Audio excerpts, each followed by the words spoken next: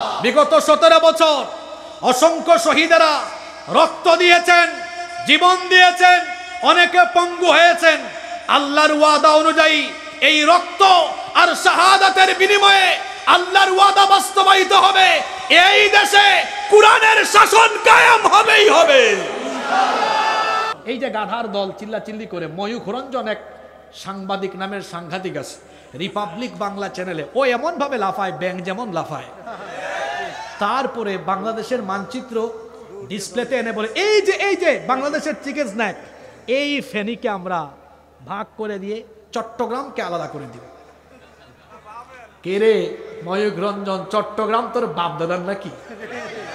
তারপরে বলে আমার বাড়ি তো সিলেটে, কয় সিলেটকেও আলাদা করে দিবে। আমরা সিলেটি মানুষ, আমাদের আরো একটা পরিচয় আছে, আমরা হযরত শাহজালাল রহমতুল্লাহ আলাইহির রুহানি সন্তান। আমি ফেসবুকে দেখলাম সিলেটের মানুষ যারা সীমান্তে বসবাস করে তারা বলতেছে, ঠিক আছে আও আইয়া হামাও, আও আইয়া হামাও, হামাইলে বাদাম দিমু। কিতা দিমু? এটা সিলেটি ভাষা কই দিলাম তোরা। আও কইরাম তো কইরাম। সিলেটিরা বলছেন আও মানে আসো, আইয়া হামাও মানে ঢুকো, বাদে বাদাম দিমু। বাদাম মানে আবার খাওয়ার বাদাম না, মানে বাদে সাইজ করবো। সিলেটিদেরকে চিনো না? হযরত শাহজালাল রহমতুল্লাহ আলাইহি এই কুমিল্লার উপর দিয়ে সিলেটে ঢুকেছেন 360 জন আউলিয়া নিয়ে। সুরমা নদীর পারে যাওয়ার পরে তিনি জায়নামাজ বিছিয়ে, আল্লাহর ওলি তার এই কারামত তখন মানুষ দেখেছে, জায়নামাজ বিছিয়ে সিলেটে ঢুকেছেন, গৌর গোবিন্দকে সিলেট থেকে উৎখাত করে দিয়েছেন। হযরত শাহজালাল রহমতুল্লাহ আলাইহির রুহানি সন্তানরা বেঁচে থাকতে সিলেটের 1 ইঞ্চি জমির উপরে যারা চক্ষু দিবে সেই চক্ষুকে উপড়ে ফেলা হবে। তারপরে বলে কি রংপুর দখল করে নিবে। এ ময়ূখ রঞ্জন, বাংলাদেশ তোর বাপ দাদার নাকি রে?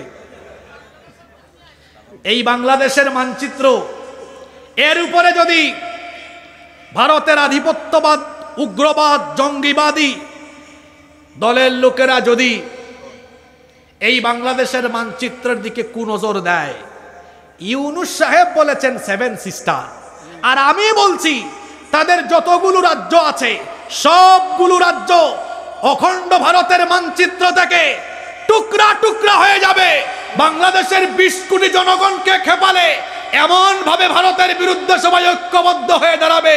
রাসূলুল্লাহর ভবিষ্যৎবাণী অনুযায়ী গাজওয়াতুল হিন্দ যখন আরম্ভ হয়ে যাবে, ভারতের মানচিত্র টুকরা টুকরা হয়ে দিল্লিতে ইসলামের পতাকা উড়িয়ে দেওয়া হবে। ভারত বাংলাদেশের সাথে কোনোদিনও পারবে না। এটার কুরআন, হাদিস আর বাস্তবিক কারণ বলে তারপরে শেষ করব। আপনাদের কষ্ট হচ্ছে নাকি? 1500 বছর আগেও গালিগালাজ করে যেভাবে ইসলামের অগ্রযাত্রাকে থামানো যায় নাই, বর্তমান সময়েও কুরআনওয়ালাদেরকে মৌলবাদী, জঙ্গিবাদী, স্বাধীনতা বিরোধী আর রাজাকার বলে কুরআনের অগ্রযাত্রাকে থামানো যাবে না। তোমাদের চোখের সামনে ইসলাম এই দেশে বিজয়ী হয়ে যাবে। সকালবেলা যদি কেউ নাস্তা না করে, দুপুরবেলাও না খায়, বিকেলবেলা অনেক ক্ষুধা লাগে না? 4টা বছর মাহফিল হয় নাই, মানুষ কুরআন শোনার জন্য অতিমাত্রার ক্ষুধার্ত হয়ে আছে। তবে এটা পেটের ক্ষুধা না, এটা হচ্ছে হৃদয়ের ক্ষুধা। আজকে আমরা আল্লাহর কোরআন শুনে হৃদয়ের তৃষ্ণা নিবারণ করব, আর এখান থেকে এমন সিদ্ধান্ত নিয়ে যাব, যারা কোরআনের মাহফিলকে ভয় করত, যারা মনে করতো এই মাহফিলে আসলে মানুষ কোরআনওয়ালা হবে, আজকে তো আমরা সেই ভয় জয় করে এখানে মাহফিলের আয়োজন করেছি, আর আলোচনা শুনে হৃদয়ের এই খোরাক নিয়ে যাব। যারা আমাদেরকে ভয় পেত যে আমরা কোরআন শুনলে কোরআনওয়ালা হয়ে যাব, সত্যিকার অর্থেই আমরা এখানে কোরআনের আলোচনা শুনে আমরা কোরআনমুখী হয়ে কোরআনের রাজ কায়েমের জন্য ঐক্যবদ্ধ হওয়ার সিদ্ধান্ত নিয়ে বাড়ি ফিরে যাব। আল্লাহ সবাইকে কবুল করেন। এখন বলেন তো, বাংলাদেশে 20 কোটি মানুষ, 14 কোটি মুসলমান, এরা সংখ্যায় 14 কোটি, কিন্তু কোয়ালিটিতে 14 গুণ 10 140, মানে আমাদের সংখ্যা 14 কোটি কিন্তু কোয়ালিটিতে আমরা কত? মানে 140 কোটির শক্তির সমান। আল্লাহু আকবার। ওরা বলে 130 কোটি, এর মধ্যে 30 কোটি আমাদের ভাই, বাকি আছে হেরা 100 কোটি। তো ওই 30, এই 30 গুণ 10 300 কোটি, আর এইদিকে 14 কোটি গুণ 10, 140 কোটি, মোট হলো 440 কোটি। এই ভারতের উগ্রবাদী হিন্দুরা যদি আমার দিকের মানচিত্রের দিকে কুনজর দিয়ে এগিয়ে আসে, শিলপাটা পাটাপুতাইল বুঝেন তো, ওইদিকে আমাদের 30 কোটি, এইদিকে 14 কোটি। 30 আর 14-এর মাঝখানে যখন উগ্রবাদীরা ঢুকবে, শিলপাটার মাঝখানে ঢুকলে যা হয়, উগ্রবাদীদের অবস্থা তাই হবে, একদম এবলা থাবলা হয়ে যাবে। আমি কোরআন থেকে বললাম এরা পারবে না, এবার হাদিস থেকে বলি এরা পারবে না। কোনো ভূমিতে, কোনো মাটিতে পানি সেচ দিলে যেমন ওই মাটির উর্বরতা এবং ফসল উৎপাদনের সক্ষমতা বাড়ে, ঠিক তেমনি ভাবে যেই জমিনে কোরআনওয়ালাদের রক্ত ঝরে, সেই জমিন কোরআনের রাজ কায়েমের জন্য উর্বর ভূমিতে পরিণত হয়ে যায়। সম্মানিত উপস্থিতি, খাবার খেলে খাবারের শেষ অংশটা যেমন খুব মজাদার, দেখেন না অনেকে চেটে পুটে খায়, ঠিক তেমনি ভাবে কোরআনের মাহফিলের সবচাইতে গুরুত্বপূর্ণ অংশ হলো আখিরি মোনাজাত। দীর্ঘ 4 বছর পরে এই মাহফিল তারা করতে পেরেছেন। আমরা বিগত দিনে এমন কঠিন পরিস্থিতি অতিক্রম করে এসেছি, যেখানে গান বাজনা, বিভিন্ন অশ্লীল বেহায়াপনার অনুষ্ঠানে বিভিন্ন ধরনের সাপোর্ট এবং সহযোগিতা পাওয়া গিয়েছে, কিন্তু কোরআন হাদিসের মাহফিলে 144 দ্বারা দিয়ে কোরআনের মাহফিলগুলোকে বন্ধ করে দেওয়া হয়েছে। এই অপকর্ম যারা করেছে, আল্লাহ তাআলা পৃথিবীবাসীর সামনে তাদেরকে এমন দৃষ্টান্তমূলক শাস্তি দিয়েছেন। অতীতের যুগে দ্বীন বিরোধীরা, কোরআন বিরোধীরা যেইভাবে করে আল্লাহর শাস্তির সম্মুখীন হয়েছে, এ যেন বহু বছর পরে আবারও জালেমদের পরিণতি কি হয় পৃথিবীবাসী দেখার জন্য আল্লাহ তাআলা এই পরিস্থিতি সৃষ্টি করে দিয়েছেন। এক ঘটনা আমাদেরকে কি শিক্ষা দিল? জালেমকে কোনোদিনও আল্লাহ তাআলা ছাড় দেন না। আল্লাহ হালকা ছাড় দিলেও এদেরকে আল্লাহ কখনো ছেড়ে দেন না। যারা এই দেশে কোরআনের আওয়াজ বন্ধ করতে চেয়েছিল, আজ তাদের গলার আওয়াজ বন্ধ হয়ে গিয়েছে। যারা কোরআনের আন্দোলনকে স্তব্ধ করে দিয়ে, যারা এই দেশ থেকে কোরআনের আন্দোলন একেবারে শেষ করে দিতে চেয়েছিল, আজকে তারা নিজেরাই নিঃশেষ হয়ে গিয়েছে। কিন্তু কোরআনের আন্দোলন আরো বেশি গতি নিয়ে সামনের দিকে এমন ভাবে এগিয়ে যাচ্ছে, এ যেন আমাদের চোখের সামনে ভবিষ্যতের আভাস আমরা দেখছি। খুব দ্রুততম সময়ে আরেকটি বিপ্লব অনিবার্য হয়ে, ইসলামী বিপ্লব অনুষ্ঠিত হয়ে, গণবিস্ফোরণ হয়ে বাংলাদেশে কোরআনের রাজ কায়েম হয়ে যাবে ইনশাআল্লাহ।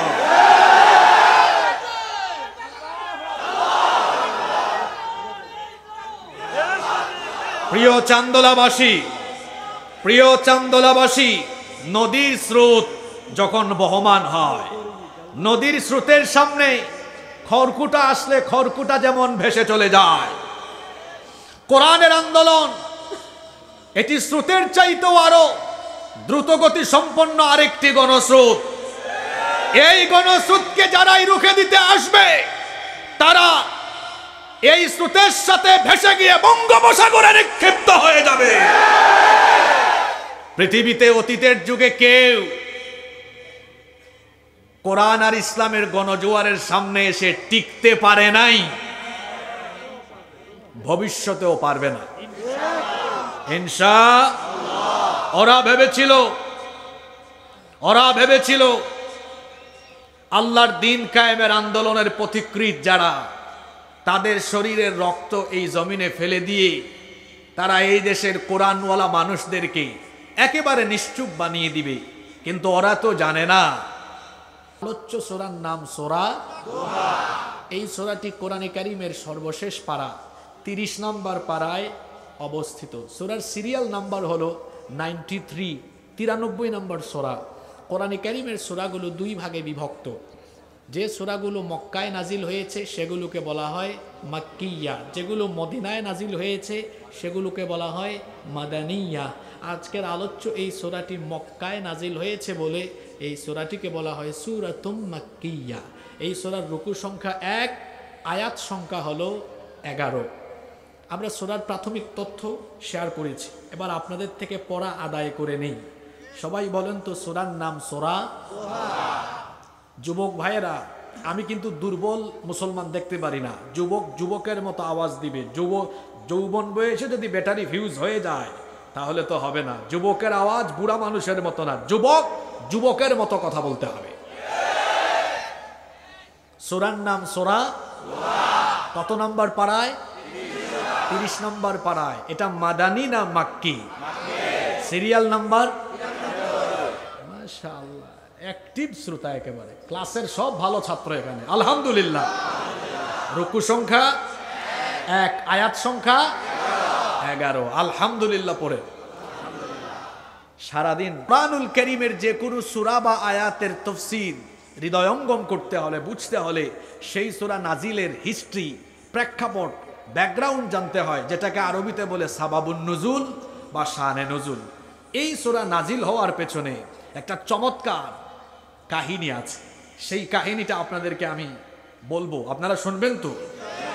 আল্লামা ইমাম ফখরুদ্দিন রাজি রাহিমাহুল্লাহ তার তাফসীরের ভেতরে এনেছেন, এই সূরা নাজিল হওয়ার আগে বেশ কয়েকদিন ওহী নাজিল বন্ধ ছিল। ওহী নাজিল বন্ধের এই সময়টাকে আরবিতে বলা হয় ফাতরাতুল ওয়াহি, ওহির বিরতিকাল। 2 বার ওহী নাজিলের বিরতি ছিল। একবার সূরা মুদ্দাসসির নাজিল হওয়ার আগে কিছুদিন, আর আরেকবার সূরা দোহা নাজিল হওয়ার আগে কিছুদিন। এই সূরা নাজিল হওয়ার আগে কতদিন ওহী নাজিল বন্ধ ছিল? ইমাম ফখরুদ্দিন রাজি রাহমাতুল্লাহ আলাইহি তার তাফসীরের মধ্যে বলেছেন, ইখতালাফু ফি কদরি মুদ্দাতি ইনকিতাইল ওয়াহি। এই ওহী নাজিল কতদিন বন্ধ ছিল এ ব্যাপারে ইখতিলাফ রয়েছে। ফাকালা ইবনু জুরাইজ 12 ইয়াওমা। ইবনে জুরাইজ রাহিমাহুল্লাহ বলেছেন সূরা দোহা নাজিল হওয়ার আগে 12 দিন ওহী নাজিল বন্ধ ছিল। ওয়াকাল আল কালবি রাহিমাহুল্লাহ, তিনি বলছেন 15 ইয়াওমা। কালবি রাহিমাহুল্লাহ বলছেন 15 দিন। আবার রাইসুল মুফাসসিরিন আব্দুল্লাহ ইবনে আব্বাস রাদিয়াল্লাহু আনহুমা তিনি বলছেন 25 ইয়াওমা, 25 দিন। ইমাম সুদ্দি এবং মুকাতিল রাহিমাহুমুল্লাহ তারা বলেছেন 40 ইয়াওমা, 40 দিন। তাফসীরে তাবারি, তাফসীরে কুরতুবির ভেতরে এসেছে এই মতানৈক্যটা 12 দিন থেকে 45 দিন পর্যন্ত। কোন মুফাসসির বলেছেন 12 দিন, কোন মুফাসসির 15 দিন, কেউ বলেছেন 18 দিন, কেউ বলেছেন 20 দিন, 25 দিন, 30 দিন, 35, 40, 45 দিন। মোট কথা হলো ইখতিলাফ থাকলেও এই বিষয়টা আমরা এখান থেকে জানতে পারলাম যে সূরা দোহা নাজিল হওয়ার আগে কয়েকদিন জিবরিলের আসা যাওয়া নবীজির কাছে বন্ধ ছিল। কথা কি বুঝতে পেরেছেন? বেশ কয়েকদিন সাইয়েদনা জিবরিল আমিন নবীদের কাছে আসছেন না। ওহী নাজিল বন্ধ হয়ে গেল। আল্লাহর নবীর পেরেশানি বেড়ে গেল, টেনশন বেড়ে গেল, দুশ্চিন্তা বেড়ে গেল।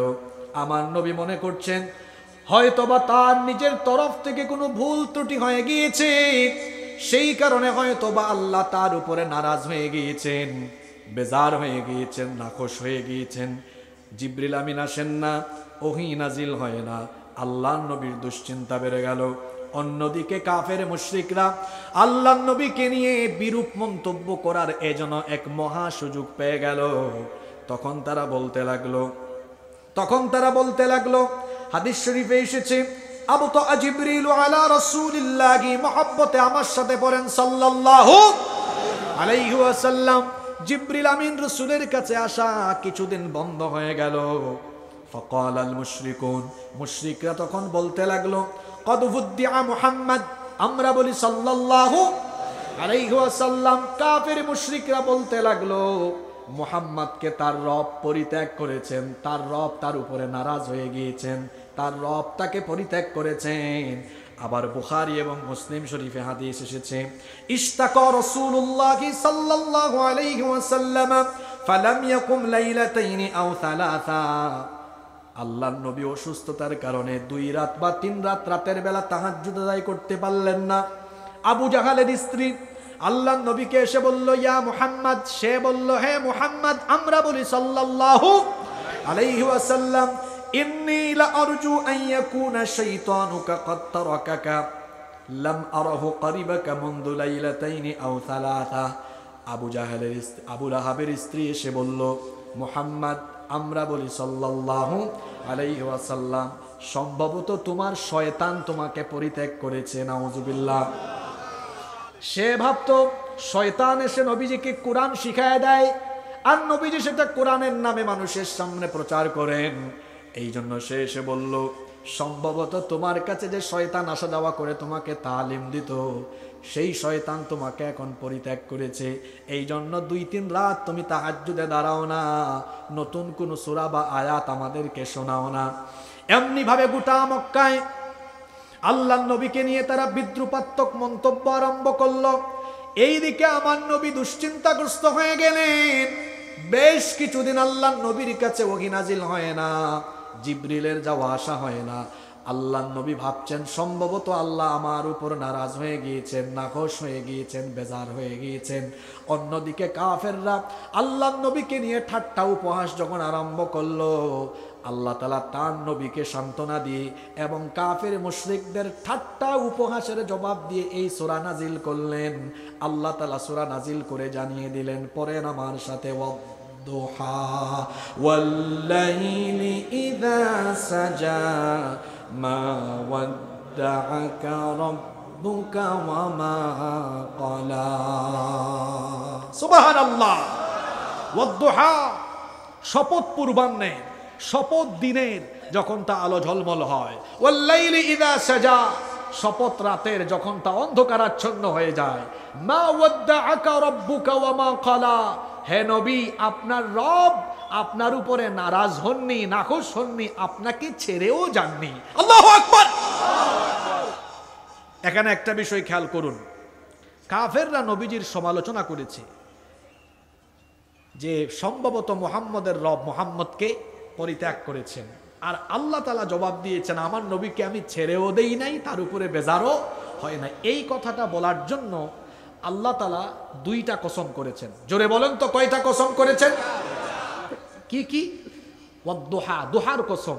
ওয়াল-লাইলি ইযা সাজা, রাতের কসম। দিনের কসম, রাতের কসম। এখানে একটি বিষয় বোঝার চেষ্টা করেন।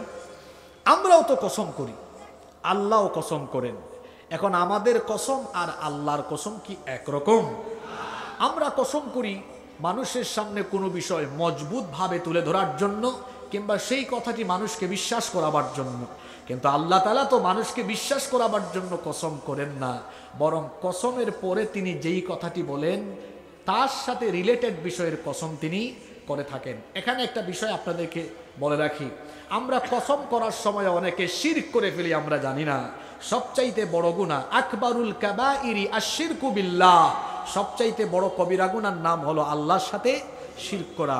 মান হালাফা বিগাইরিল্লাহি ফাকাদ আশরাকা, আল্লাহর নবী বলেছেন, যে ব্যক্তি আল্লাহ ছাড়া অন্য কারো নামে শপথ করলো, সে ব্যক্তি আল্লাহর সাথে শিরক করলো। আমাদের সমাজে অনেক মানুষ আছে কসম করার সময় বলে, আমার বাপের কসম, আমার মায়ের কসম, আমার বউয়ের কসম, আমার সন্তানের কসম, কাবা শরীফের কসম, রসুলের কসম। মনে রাখতে হবে, আল্লাহ ছাড়া অন্য যে কোনো বিষয়ে বা যে কোনো বস্তুর নামে কসম করা হলো আল্লাহর সাথে শিরক করা। আল্লাহ আমাদেরকে এই কথাটি বুঝার তৌফিক দান করেন। তাহলে নবীকে আল্লাহ ছেড়ে দেননি, নারাজও হননি, এটা বলার আগে আল্লাহ দিন এবং রাতের কসম করলেন। প্রশ্ন হতে পারে, আল্লাহর নবীর উপরে আল্লাহ নাখুশ নন, বেজার নন, তাকে ছেড়েও দেন। আবার আল্লাহ যদি 24 ঘন্টা রাতের অন্ধকার রেখে দেন, কেউ কি দিনের আলো এনে দিতে পারবে নাকি? এজন্য আল্লাহ বলেছেন, ওয়া মির রাহমাতিহি জাআলা লাকুমুল লাইলা ওয়ান নাহারা লিতাসকুনু ফীহি। আল্লাহ বলছেন, দিন এবং রাত তিনি বানিয়েছেন যাতে তোমরা দিনের বেলা আল্লাহর অনুগ্রহ তালাশ করতে পারো, রাতের বেলা বিশ্রাম নিতে পারো। দিন এবং রাত যদি আল্লাহ না দিতেন, এই পৃথিবী বসবাসের উপযোগী থাকতো? যদি 24 ঘন্টা রাত থাকতো তাহলে কি হতো? রাতের বেলা দেখবেন টেম্পারেচার তাপমাত্রা আস্তে আস্তে কমে, কমে না? কমে। এখন দেখবেন আমি গাড়ি থেকে নামার সময় দেখেছি 18 ডিগ্রি সেলসিয়াস। আরও রাত গভীর হবে, তাপমাত্রা কমবে। যদি 24 ঘন্টা পৃথিবীতে রাত থাকতো তাহলে গোটা পৃথিবী একেবারে বরফে ঢাকা শীতল হয়ে যেত, বসবাসের উপযোগী থাকতো না। আবার দিনের বেলা দেখবেন সকাল থেকে যখন ধীরে ধীরে সময় বাড়ে, দুপুর গড়িয়ে যখন বিকেল হয়, টেম্পারেচার ধীরে ধীরে বাড়ে। 24 ঘন্টা যদি পৃথিবীতে দিন থাকতো তাহলে গোটা পৃথিবী উত্তপ্ত হয়ে যেত, হিট হয়ে যেত, সমুদ্র পৃষ্ঠের উচ্চতা বেড়ে যেত, যার কারণে পৃথিবীতে কোনো ব্যালেন্স থাকতো না। দেখা যেত উদ্ভিদ, প্রাণী, পশু, মানুষ সবাই অস্থির হয়ে পড়তো। এই পৃথিবী বসবাসের আর উপযোগী থাকতো না। আল্লাহ তাআলা দিন এবং রাত ভাগ করে দিলেন যেন আমরা সারাদিন সকালবেলা উঠে অফিসে যাই, ব্যবসা প্রতিষ্ঠানে যাই, স্কুল কলেজ ইউনিভার্সিটিতে যাই, সন্ধ্যা পর্যন্ত কাজ করে রাতের বেলা যখন আমরা ঘুমাই, ঘুমানোর পরে আমাদের ব্রেইন ফ্রেশ হয়ে যায়, শারীরিক ক্লান্তি দূর হয়ে যায়। দিনের পরে যেমন বিশ্রামের জন্য রাতের দরকার, আল্লাহ এখানে দিন রাতের কসম কি কারণে করলেন? ওয়াদ-দুহা ওয়াল-লাইলি ইযা সাজা, কসম দিনের, কসম রাতের। দিন রাতের কসম করে আল্লাহ বলছেন আমি আপনার উপর বেজার হইনি, আপনাকে ছেড়েও দেইনি। এই কথা বলার জন্য দিন আর রাতের কসম আল্লাহ এই জন্য করেছেন। দিনের পরে যেমন সারা দিনের কাজকর্মের জন্য, বিশ্রামের জন্য রাত দরকার, ঠিক তেমনি ওহী যদি এক নাগারে নবীজির উপর নাজিল হয়, নবীজির স্নায়ু দুর্বল হতে পারে, কষ্ট হতে পারে। আল্লাহর নবীকে মানসিকভাবে, শারীরিকভাবে এনার্জেটিক রাখার জন্য, ফিট রাখার জন্য ওহী নাজিলের পরে কিছু সময় ওহী বন্ধ রাখা দরকার। এজন্য আল্লাহ দিন রাতের কসম করে কাফিরদেরকে বুঝিয়ে দিয়েছেন আমি আমার নবীকে মানসিক আর শারীরিক প্রশান্তি দেওয়ার জন্য ওহী বন্ধ করেছি, তোমাদের ঠাট্টা উপহাসের জন্য আর আমার নবীকে শায়েস্তা করার জন্য নয়, বরং রহমতের জন্য আমি ওহী নাজিল বন্ধ রেখেছি। সুবহানাল্লাহ। তাহলে বোঝা গেল ওহী যখন নাজিল হয়, ওহী নাজিল হওয়ার সময় নবীজির কষ্ট হতো, হতো না? ওহী নাজিলের সময় আল্লাহর নবীর কেমন কষ্ট হতো শুনেন। যায়েদ ইবনে সাবিত রাদিয়াল্লাহু আনহু তিনি বলছেন উনজিলা আলা রাসূলিল্লাহি সাল্লাল্লাহু আলাইহি ওয়াসাল্লাম ওয়া ফাখিদাহু আলা ফাখিদি ফাকাদাত তারুদ্দ ফাখিদি। যায়েদ ইবনে সাবিত রাদিয়াল্লাহু আনহু বলছেন আমার উরু মুবারকের সাথে, আমার হাঁটুর সাথে আল্লাহর নবী হাঁটু লাগিয়ে বসা ছিলেন। এমন সময় আল্লাহর নবীর উপরে ওহী নাজিল হলো। ওহী নাজিলের ভারে আমার অবস্থা এমন হচ্ছিল যেন আমার উরুর উপরে, আমার হাঁটুর উপরে হাঁটু রাখার কারণে আমার মনে হচ্ছিল ওহীর ভারে আমার হাঁটু এবং উরু ভেঙে যাওয়ার উপক্রম হচ্ছিল। আল্লাহু আকবার। আবার আমাদের ইমাম উম্মুল মুমিনিন আয়েশা রাদিয়াল্লাহু আনহা তিনি বলেছেন লাকাদ রাআইতুহু ইয়ানজিলু আলাইহিল ওয়াহয়ু ফিল ইয়াউমিশ শাদীদিল বারদি ফায়াফসিমু আনহু ওয়া ইন্না জাবিনাহু লা ইয়াতাফাসাদ্দু আরাকা। আম্মা জান আয়েশা রাদিয়াল্লাহু আনহা বলছেন প্রচন্ড কনকনে ঠান্ডার দিনে আল্লাহর নবীর কাছে যখন ওহী নাজিল হতো, ওহীর ভারে আল্লাহর নবীর কপাল ঘেমে, কপাল থেকে ঘাম বের হয়ে যেত। আল্লাহু আকবার। তিনি আরো বলেছেন কানা ইযা উহিয়া ইলাইহি ওয়া হুয়া আলা নাকাতিহি ওয়াদাআত জিরানিহা ফামা তাসতাতিউ আন তাহাররাকা হাত্তা ইউসাররা আন। আম্মা জান আয়েশা রাদিয়াল্লাহু আনহা বলেছেন আল্লাহর নবী উটের উপরে সওয়াররত অবস্থায় ওহী নাজিল হলে এমন অবস্থা হতো উটের বুক তখন মাটিতে ধাবিয়ে দিত, আর ওহী নাজিল বন্ধ হতো না যতক্ষণ উট নড়াচড়া বন্ধ করতো না ততক্ষণ। তাহলে বোঝা গেল ওহী নাজিলের সময় ওহীর বোঝা, ওহীর ভারী বোঝায় নবীজির কি হতো? কষ্ট হতো। আপনারা তো সেই হাদিস জানেন, হেরা গুহায় যখন নবীজির কাছে জিবরিল আমিন এসেছিলেন, আল্লাহর নবী বাড়ি ফিরে এসে, এটা বুখারীর হাদিস, তিনি তার স্ত্রী খাদিজা রাদিয়াল্লাহু আনহাকে বলেছিলেন জাম্মিলুনি, কম্বল দিয়ে আমাকে ঢেকে দাও, লাকাদ খাশিতু আলা নাফসি, আমি আমার নিজের উপর আশঙ্কা বোধ করছি, নিজের নফস নিয়ে আমি আশঙ্কায় পড়ে গিয়েছি। আল্লাহর নবীর এই ভীতি, আল্লাহর নবীর মানসিক শারীরিক সকল দুশ্চিন্তা যেন দূর হয়। সারাদিন কাজ করার পরে কিছুক্ষণ পর রাতের বেলা গিয়ে আপনারা যেভাবে ঘুমাবেন, ঠিক তেমনি ভাবে এক নাগারে ওহী নাজিল হলে কষ্ট হবে। এজন্য ওহী নাজিলের পরে কিছু সময় ওহির বিরতি দিয়ে নবীজিকে মানসিক শারীরিকভাবে প্রশান্তি দেওয়া দরকার ছিল বলে আল্লাহ ওহি নাজিল বন্ধ রেখেছেন। আল্লাহ জানিয়ে দিলেন দিন রাতের কসম করে, কাফিরের দল শোনো, আমি আমার নবীর উপর অসন্তুষ্ট হইনি, বেজার হইনি, আমি আমার নবীকে ছেড়েও দিইনি। সুবহানাল্লাহ। এই আয়াত, প্রথম তিনটি আয়াত আমাদেরকে এক চমৎকার বার্তা দিল। সেটি হলো মুমিন কখনো হতাশ হতে পারে, কারণ মুমিনকে আল্লাহ ছেড়ে দেন না।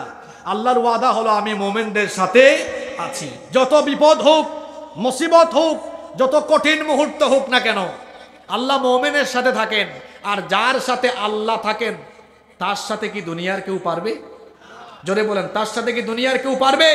সুতরাং এই অনুভূতি যদি আমরা অন্তরে রাখতে পারি, আমরা প্রচন্ড রকমের সাহসী হয়ে আল্লাহর দ্বীনের পথে অটল থাকতে পারবো ইনশাআল্লাহ। এরপরে আল্লাহ তাআলা পরের দুইটা আয়াতে আল্লাহর নবীকে আগাম বিজয়ের সুসংবাদ দিলেন। ইসলাম বিজয়ের সুসংবাদ দিয়ে আল্লাহ তাআলা বললেন, ওয়ালাল আখিরাতু খায়রুল লাকা মিনাল উলা। আল্লাহ তাআলা বললেন, আর আপনার জন্য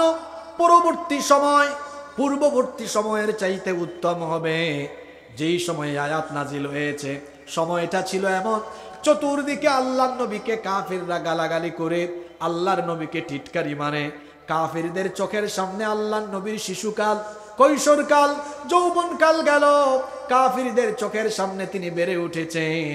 কোনোদিন তারা আল্লাহর নবীকে গালিগালাজ করে নাই, কোনোদিন তারা আল্লাহর নবীকে নিয়ে ঠাট্টা বিদ্রুপমূলক কোনো কথা বলেন নাই। যখন 40 বছর বয়সে আল্লাহর নবীর কাছে কোরআন নাজিল আরম্ভ হলো, সেই দিন থেকে কাফের মুশরিকরা আল্লাহর নবীকে নিয়ে আজে বাজে কথা বলা আরম্ভ করলো। আল্লাহর নবীকে তারা পাগল বলল, জাদুকর বলল, গণক বলল, কবি বলল, বিভিন্ন ধরনের গালিগালাজ আরম্ভ করলো। ও মুসলমানেরা, 1500 বৎসর পরে এখনো দেখা যায় যারা কোরআনের পথে থাকে, কোরআনের কথা বলে, তাদেরকেও গালিগালাজ শুনতে হয়। এই গালিগালাজ আজকে নতুন কোনো বিষয় নয়। যেই যুগে কোরআন নাজিল হয়েছে, সেই যুগের কাফের মুশরিকরা আল্লাহর নবীকে গালিগালাজ করেছিল। 1500 বৎসর পরে এখনো নবীর উত্তরসূরি হয়ে, নবীর নবুয়তার রিসালাতের অনুসরণ করে এখনো যারা দাওয়াতি কাজ করে, এখনো তারা কাফের মুশরিকদের তরফ থেকে গালিগালাজ শোনে। অর্থাৎ কোরআন বিরোধীদের খাসলত ঠিক আছে, শুধু গালির ভার্সন, গালির নমুনাটা একটু চেঞ্জ হয়েছে। কথা বুঝতেছেন আপনারা? আইফোন প্রতি বছর বের হয়, নাম ঠিক থাকে, শুধু মডেলের নাম চেঞ্জ হয়, ভার্সন চেঞ্জ হয়। দেখা যায় 12, 13, 14, 15, এখন কত চলে? 16, নাম কিন্তু আইফোন আছে। 1500 বছর আগে কোরআন বিরোধীরা, এরা আল্লাহর নবীকে গণক, জাদুকর, পাগল, মিথ্যাবাদী, বিভিন্ন ধরনের গালিগালাজ করত। 1500 বছর পরেও দেখা যায় কোরআন বিরোধীরা এখনো কোরআনওয়ালাদেরকে গালিগালাজ করে। কোরআন বিরোধীদের খাসলত ঠিক আছে, শুধু গালির নমুনাটা চেঞ্জ হয়েছে, গালি আপডেট হয়ে। 1500 বছর আগে গালি ছিল পাগল, গণক, জাদুকর, মিথ্যাবাদী। আর 1500 বছর পরের আপডেট ভার্সনের গালি হলো মৌলবাদী, জঙ্গিবাদী আর স্বাধীনতা বিরোধী। সম্মানিত ভাইয়েরা, এই সূরার আয়াত নাজিল হচ্ছে তখন যখন কাফিররা নবীজিকে পাগল বলে, মিথ্যাবাদী বলে, গণক বলে, কবি বলে। ওই সময় আল্লাহ বলছেন, ওয়ালাল আখিরাতু খায়রুল লাকা মিনাল উলা ওয়ালা সাউফা ইউতিকা রাব্বুকা ফাতারদা। আপনার জন্য পরবর্তী সময় পূর্ববর্তী সময়ের চাইতে উত্তম হবে। শীঘ্রই আল্লাহ আপনাকে এত বেশি দিবেন, আপনি খুশি হয়ে যাবেন। আল্লাহ তার বন্ধুর সাথে যে ওয়াদা করলেন, সেই ওয়াদার বাস্তবায়ন ঘটালেন। দেখা গেল সত্যি সত্যি যারা মক্কায় ছিল সংখ্যায় কম, যারা মক্কায় ছিল নির্যাতিত, যারা মক্কায় ছিলেন মজলুম, সেই মজলুমদেরকে আল্লাহ কয়েক বছর পরে কাফিরদের উপরে, কাফির মুশরিক এই পরাশক্তির উপরে বিজয় দিয়ে আল্লাহ তাআলা মক্কা আর মদিনা দুই ভূখণ্ডকে ইসলামের জন্য আবাদ করে দিলেন। শুধু কি মক্কা মদিনায় না, মক্কা মদিনার ইসলাম রোম পারস্য পর্যন্ত ছড়িয়ে গেল। সুবহানাল্লাহ পড়েন। এটা যেন বাংলাদেশের মুসলমানদের সাথেও আল্লাহর ওয়াদা। মুসলমানরা হতাশ হবে না। গত 15 বছর আমরা যেখানেই কথা বলার সুযোগ পেয়েছি, আমরা বলেছি অন্ধকার রাতের পরে যেভাবে আলো আসে, ঠিক তেমনি ভাবে সীমাহীন এই জুলুম নির্যাতনের পরে এই মজলুমদের নাজাত হবে। হয় নাই? হয়েছে। যেভাবে সীমাহীন জুলুমের পরে মজলুমরা নাজাত পেয়েছে, ঠিক তেমনি ভাবে কোরআনে কারিমে আল্লাহর ওয়াদা অনুযায়ী এই মজলুমরা এই জনপদের উত্তরাধিকারী আল্লাহর তরফ থেকে পাবে ইনশাআল্লাহ। এই জমিনে যে মজলুমদের রক্ত ঝরেছে, এই রক্ত কথা বলবে ইনশাআল্লাহ। 15 বছর সীমাহীন জুলুম নির্যাতনের মাধ্যমে এদেশে ইসলামী আন্দোলন আর কোরআন প্রিয় মানুষকে জিম্মি করে রাখার সব ধরনের ব্যবস্থা করা হয়েছিল। আর পার্শ্ববর্তী দেশ ভারতকে খুশি করার জন্য তারা তাদের ইচ্ছা মতো খুশি মতো যা মন চায় তাই করেছে। ভারতকে খুশি করার জন্য আল্লামা দেলোয়ার হোসেন সাঈদী রহমতুল্লাহ আলাইহিকে জেলখানায় চিকিৎসার নামে বিষ প্রয়োগ করে হত্যা করা হয়েছে। ভারতকে খুশি করার জন্য ইসলামী আন্দোলনের শীর্ষ নেতৃবৃন্দকে মানবতা বিরোধী যুদ্ধাপরাধী মিথ্যা নাটক মঞ্চস্থ করে অন্যায়ভাবে ফাঁসি দিয়ে হত্যা করা হয়েছে। এই বাংলাদেশে আপনার বাপের বিচার যদি 50 বছর পরে হয়, আল্লামা সাঈদী এবং ইসলামী আন্দোলনের শীর্ষ নেতৃবৃন্দকে অন্যায়ভাবে হত্যার বিচার এই দেশের মানুষ করেই ছাড়বে। সম্মানিত ভাইয়েরা, স্লোগান নয়, আমাকে কথা বলতে দেন। আমি সূরাটা শেষ করি, তারপর আপনাদেরকে নিয়ে মোনাজাত করি। আমাকে কথা বলতে দেন। এমনি আজকে উঠছি এমন টাইমে যখন আপনাদের ঘুম ভাব। এই সূরার আলোচনার দরকার ছিল এনার্জেটিক টাইমে। আপনারা কষ্ট করে বসে আছেন, আপনাদের প্রতি শুকরিয়া। আমরা কয়েক মিনিট থাকতে পারবো তো ইনশাআল্লাহ।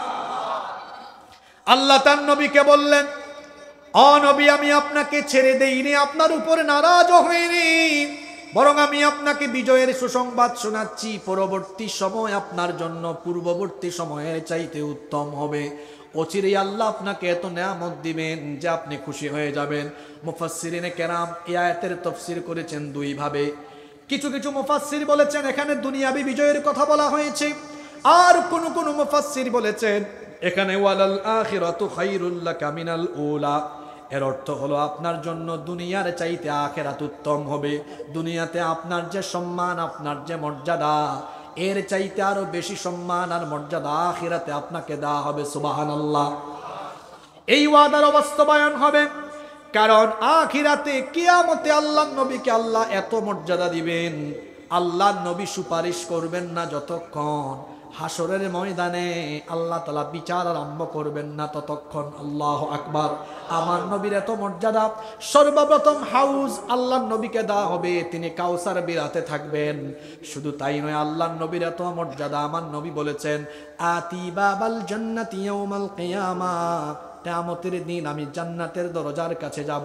যাওয়ার পরে আমি জান্নাতের দারওয়ান ফেরেশতাকে বলবো ফাস্তাফতিহ, জান্নাতের দরজা খুলে দাও। দারওয়ান ফেরেশতা বলবে মান আন্ত, আপনি কে? আমি তখন বলবো আনা মুহাম্মদ। আমরা বলি সাল্লাল্লাহু আলাইহি ওয়াসাল্লাম। নবীজি বলছেন আমি পরিচয় দেওয়ার পরে জান্নাতের দারওয়ান ফেরেশতা বলবে বিকা উমিরতু, আপনার জন্য আদিষ্ট হয়ে আমি দাঁড়িয়ে আছি, কারণ আল্লাহ আমাকে হুকুম করেছেন আপনি জান্নাতের দরজার কাছে এসে জান্নাতের দুয়ার খুলবেন না যতক্ষণ জান্নাত উদ্বোধন হবে না ততক্ষণ। তাহলে আল্লাহ তাআলা তার ওয়াদা অনুযায়ী আখিরাতেও তার নবীর জন্য সম্মান মর্যাদা রেখেছেন কি রাখেন নাই? আবার নবীর সম্মান মর্যাদা দুনিয়ায় যেমন সবার থেকে বেশি, আখিরাতেও সবার থেকে বেশি। এজন্য আল্লাহ বললেন ওয়ালা সাউফা ইউতিকা রাব্বুকা ফাতারদা, অচিরেই শীঘ্রই আপনার রব আপনাকে এত বেশি দিবেন যে আপনি খুশি হয়ে যাবেন।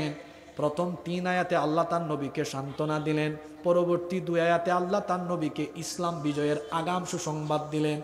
এর পরের 3টা আয়াতে আল্লাহ তাআলা তার নবীকে পূর্ববর্তী নেয়ামতের কথা স্মরণ করিয়ে দিলেন। আল্লাহ তার নবীকে বললেন, আমি যে আপনাকে ভবিষ্যতে সামনে দুনিয়া আখেরাতে নেয়ামত দিব। কেন দিব শুনেন, কারণ আপনার জন্মের পর থেকে আমি আপনাকে নেয়ামত দিয়েছি। আল্লাহ আবার স্মরণ করিয়ে দিলেন, আমার সাথে যারা পারেন তেলাওয়াত করেন, আলাম ইয়াজিদকা ইয়াতীমান ফাআওয়া।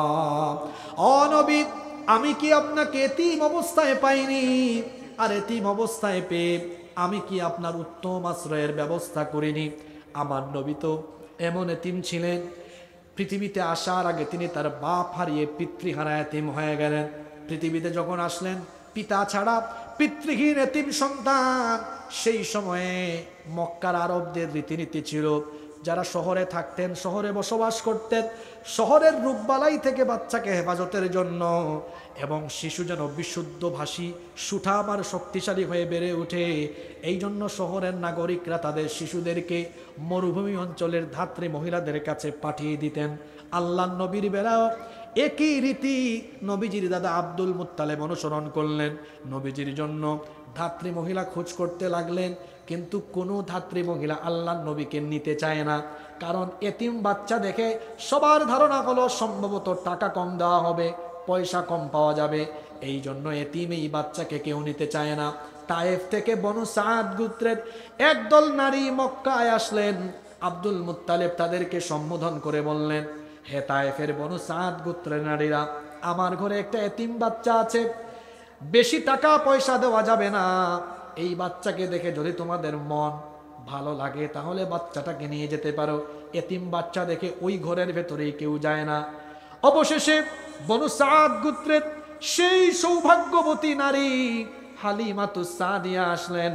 তিনি এসে দেখলেন তার গাধাটা দুর্বল ছিল, দুর্বল গাধায় আরোহণ করে এসেছেন। সবার শেষে এসে দেখলেন অন্যান্য নারীরা পয়সাওয়ালাদের ঘরের বাচ্চা কাচ্চা নিয়ে গিয়েছে। আব্দুল মুত্তালেব হালিমাতুস সাদিয়াকে বললেন, আমার ঘরে একটা এতিম বাচ্চা আছে, বেশি টাকা দিব না, যদি মন চায় তো নিয়ে যাও। হালিমাতুস সাদিয়া এবার তিনি তার হাজব্যান্ডের সাথে, স্বামীর সাথে পরামর্শ করলেন, এত দূরের পথ, তায়েফ থেকে মক্কায় এসেছি, দুর্ভিক্ষের সময় খালি হাতে ফিরে যাওয়ার চাইতে চলেন এতিম বাচ্চা এটা নিয়ে যাই, যাই পাইলাম আমাদের ঘর সংসার মোটামুটি চললেই হইল। তার স্বামী সম্মতি দিলেন। এবার হালিমাতুস সাদিয়া ভাগ্যবতী এই নারী, তিনি যখন মা আমেনার ঘরে ঢুকলেন, মা আমেনার ঘরে ঢুকে শিশু মুহাম্মাদুর রাসূলুল্লাহ সাল্লাল্লাহু আলাইহি ওয়াসাল্লামকে মা আমেনার কোল থেকে নিয়ে তিনি যখন তার নিজের কোলে নিয়ে নবীজির চেহারা মুবারকের দিকে তাকালেন, তিনি তখন সঙ্গে সঙ্গে বলে উঠলেন, এত সুন্দর কি মানুষ হতে পারে নাকি? তিনি তখন বললেন, আমার কাছে মনে হলো যেন আসমানের চাঁদ এখন আমার কোলে চলে এসেছে। আরবের একজন প্রখ্যাত কবি তার কবিতায় কয়েকটা লাইন বড় সুন্দর করে বলেছেন, ওয়া আহসানু মিনকা লাম তারা কাত্তু আইনি ওয়া আজমালু মিনকা লাম তালিদিন নিসা খুলিকতা মুবাররাআন মিন কুল্লি আইবিন কাআন্নাকা কদ খুলিকতা কামা তাশা। কবি কত চমৎকার করে বলছেন, আপনার চাইতে সুন্দর কোনো মানুষ পৃথিবীর কোনো চক্ষু দেখেনি, আপনার চাইতে সুন্দর কাউকে পৃথিবীর কোনো নারী জন্ম দিতে পারেনি। আপনাকে যেন মানবীয় সকল দোষ ত্রুটি মুক্ত করে ঠিক যেমনটা আপনি চেয়েছেন ততটা সুন্দর করে আল্লাহ আপনাকে বানিয়েছেন। এই পৃথিবীর অর্ধেক সৌন্দর্য আল্লাহ তার নবী ইউসুফ আলাইহিস সালামকে দিয়েছিলেন। কথা বুঝে থাকলে বলেন তো, দুনিয়ার পুরা সৌন্দর্য না অর্ধেক সৌন্দর্য? অর্ধেক। সেই অর্ধেক সৌন্দর্য যখন মিশরের নারীরা দেখেছে, মিশরের নারীরা ইউসুফ আলাইহিস সালামকে এক ঝলক দেখে তার রূপে পাগল পাড়া হয়ে মুগ্ধ হয়ে ফল কাটতে গিয়ে আঙ্গুল কেটে ফেলেছে। মিশরের সেই নারীরা তো আমার নবীকে দেখে নাই, ইউসুফ নবী পেয়েছেন দুনিয়ার অর্ধেক সৌন্দর্য, আর আমার নবীকে আল্লাহ তাআলা দুনিয়ার পুরা সৌন্দর্য দান করে দিয়েছেন। এই জন্য আম্মা জান আয়েশা রাদিয়াল্লাহু আনহা বলছেন, মিশরের যে সুন্দরী নারীরা ইউসুফ নবীকে দেখে অনুভূতি শূন্য হয়ে ফল কাটতে গিয়ে আঙ্গুল কেটেছে, তারা যদি আমার নবীকে একবার দেখতো তাহলে তারা হাত নয়, নবীর সৌন্দর্যে মাতোয়ারা হয়ে তারা অনুভূতি শূন্য হয়ে কলিজা কেটে ফেললেও তারা টের পেত না। এতিম অবস্থায় আমার নবী জন্ম নিলেন। হালিমাতুস সাদিয়ার ঘরে থাকলেন। 4 বা 5 বছর বয়সে আবার মা আমেনার ঘরে ব্যাক করলেন। 6 বছর বয়সে তিনি তার মাকেও হারিয়ে ফেললেন। এবার মায়ের এতিম হয়ে গেলেন, দাদার আশ্রয়ে চলে গেলেন। 8 বছর বয়সে দাদা আব্দুল মুত্তালেব তিনিও তাকে ছেড়ে চলে গেলেন। এবার 8 বছরের পরে তার চাচা আবু তালেবের আশ্রয়ে তিনি লালিত পালিত হতে লাগলেন। মক্কা থেকে মদিনায় হিজরত করার আগ পর্যন্ত আবু তালেবের আশ্রয়ে ছিলেন। আবু তালেব দুনিয়া থেকে চলে গেলেন। হিজরত করে যখন মদিনায় আসলেন, আউস আর খাজরাজের লোকেরা আল্লাহর নবীকে এমন সাপোর্ট দিল, আল্লাহর নবীকে এমন ভাবে আপন করে নিল, তারা মদিনায় নবীজিকে নেওয়ার পরে মদিনার রাষ্ট্র ক্ষমতা নবীজির কাছে সুপর্দ করে দিল। আল্লাহ তার নবীকে বলছেন, নবীর জন্মই হয়েছে আপনি এতিম অবস্থায়, কিন্তু আমি আল্লাহ তো আপনাকে কখনো ছেড়ে দেই নাই, সব সময় আমি আপনার উত্তম ব্যবস্থা করেছি। আপনি যখন বাপ হারা এতিম হলেন, মায়ের কাছে থাকলেন, মা হারা এতিম হলেন, দাদার কাছে থাকলেন, দাদা হারা এতিম হলেন, চাচার কাছে থাকলেন।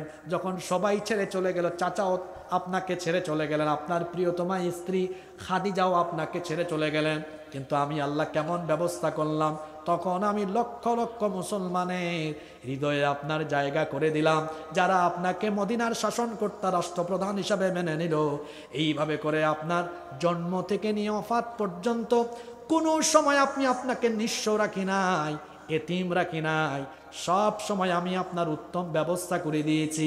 আল্লাহ এই নিয়ামতের কথা স্মরণ করিয়ে দিয়ে আয়াত নাজিল করে বললেন, আলাম ইয়াজিদকা ইয়াতীমান ফাআওয়া, আমি কি আপনাকে এতিম অবস্থায় পাইনি, আর এরপরে আমি কি আপনার উত্তম আশ্রয়ের ব্যবস্থা করিনি? এরপরে আল্লাহ বলছেন, ওয়াজাদাকা দাল্লা, আমি কি আপনাকে পথ হারা অবস্থায় পেয়ে পথের দিশা দেইনি? এখানে দল্লান শব্দের অর্থ পথভ্রষ্ট বা গুমরা নয়, বরং দল্লান শব্দের অর্থ হলো পথ হারা, যিনি সঠিক পথ জানেন না। মনে করেন আপনি এই চান্দলা থেকে আপনি সিলেট যাবেন, কিন্তু আপনি রাস্তা চিনেন না। যে ব্যক্তি রাস্তা চিনে না তাকে বলা হয় পথ হারা পথিক। আল্লাহ তার নবীকে বলছেন, আপনি যখন মক্কার এলোমেলো পরিবেশে আসলেন, যখন সবাই পৌত্তলিকতা আর মূর্তি পূজায় লিপ্ত ছিল, কেউ জানতো না কোনটা সঠিক পথ, কেউ জানতো না কোনটা হেদায়েতের পথ, কোনটা জান্নাতের পথ, আপনিও জানতেন না। ওয়াজাদাকা দাল্লান, আপনাকে পথ হারা পেলাম, ফাহাদা, এরপরে পথ সুপথের সন্ধান দিয়েছেন কে? আসতে বলবেন না, জুড়ে বলেন কে? কোরআনে কারীমের 42 নম্বর সূরা, সূরাতুশ শূরা এর 52 নম্বর আয়াতে আল্লাহ আরো সুন্দর করে বলছেন, মা কুনতা তাদরি মাল কিতাবু ওয়ালাল ঈমান ওয়ালাকিন জাআলনাহু নূরান নাহদি বিহি মান নাশাউ মিন ইবাদিনা ওয়া ইন্নাকা লাতাহদি ইলা সিরাতিম মুস্তাকিম। আল্লাহ তাআলা বলছেন, মা কুনতা তাদরি মাল কিতাবু ওয়ালাল ঈমান, আপনি জানতেন না কিতাব কি, আপনি জানতেন না ঈমান কি। কিতাব আর ঈমানের সন্ধান দিয়ে আপনাকে সঠিক পথ যিনি দেখিয়েছেন, জোরে বলেন তিনি কে? আল্লাহ তাআলা বলছেন, এই কিতাব দিয়ে আমি আপনাকে অন্ধকার পথ থেকে আলোর পথ আপনাকে চিনিয়ে দিলাম। সূরা ইব্রাহিমের প্রথম আয়াতে আল্লাহ বলছেন, আলিফ লাম রা কিতাবুন আনজালনাহু ইলাইকা লিতুখরিজান নাসা মিনায-যুলুমাতি ইলান নূর। ও নবী, আমি আপনার উপরে এই কিতাব নাজিল করেছি, যাতে করে এই কিতাব দিয়ে আপনি তমসাচ্ছন্ন, নিকষ কালো, অন্ধকারে পড়ে থাকা মানবতাকে আলোর পথে অর্থাৎ জান্নাতের পথে নিয়ে আসতে পারেন। এই জন্য এই কিতাব নাজিল করে সুজা পথ, সহজ পথ আলোকিত পথ, জান্নাতের পথ যিনি দেখিয়েছেন, গলার আওয়াজ বড় করে বলেন তিনি কে? সেই আল্লাহ বলছেন, আলাম ইয়াজিদকা ইয়াতীমান ফাআওয়া, আমি এতিম অবস্থায় পেয়ে আমি কি আপনার উত্তম আশ্রয়ের ব্যবস্থা করিনি? ওয়াজাদাকা দাল্লান ফাহাদা, পথহারা অবস্থায় পেয়ে আমি কি আপনাকে সঠিক পথের সন্ধান দেইনি?